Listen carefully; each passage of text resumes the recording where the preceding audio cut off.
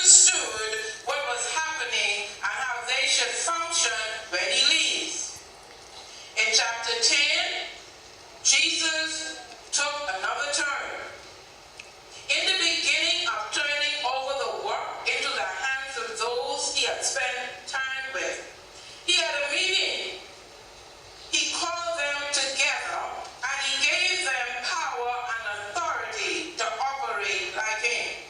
You see, Jesus had to make sure that the men and women that he was leaving behind would be able to continue the ministry.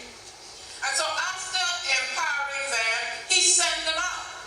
You know, we have the theory and then we have to have the practical.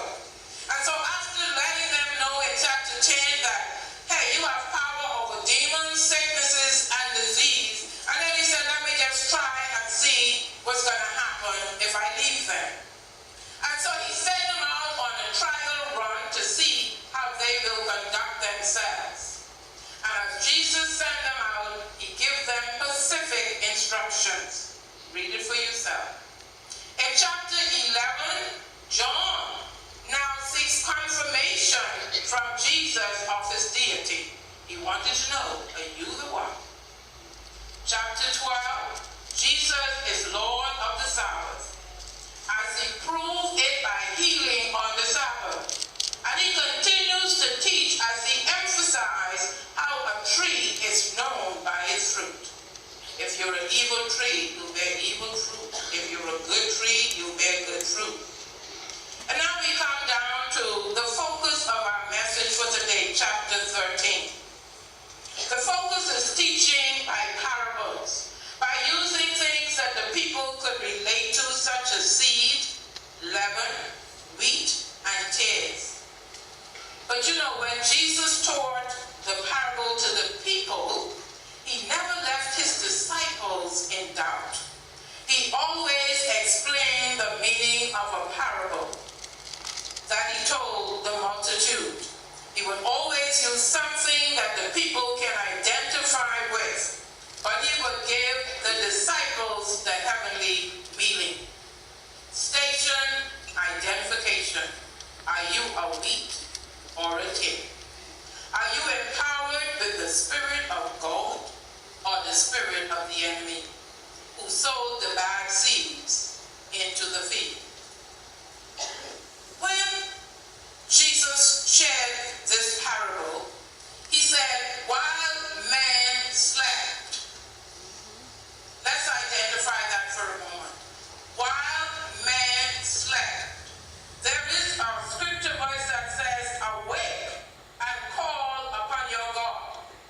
And so while man slept, which simply means while man did nothing. That's right.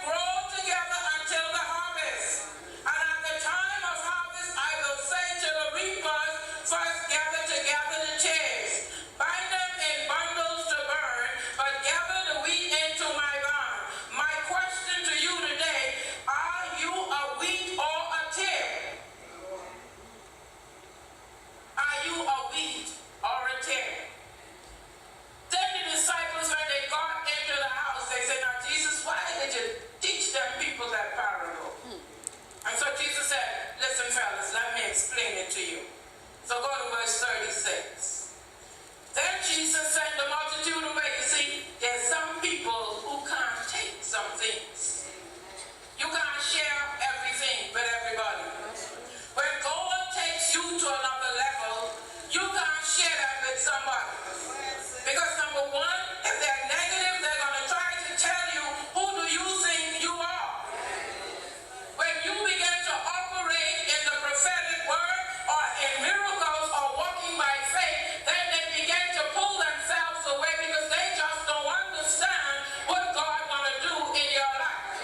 And so Jesus, realizing that in the multitude there are some people who were following him because he fed the 5,000, because he fed the 3,000, because he worked the miracle. There were some people in the multitude who didn't really care about giving their hearts to the Lord, but they followed him for a purpose. And so he took the disciples into a closed meeting. This is for you. Then Jesus sent the multitude away and went into the house. And his disciples came to him saying, explain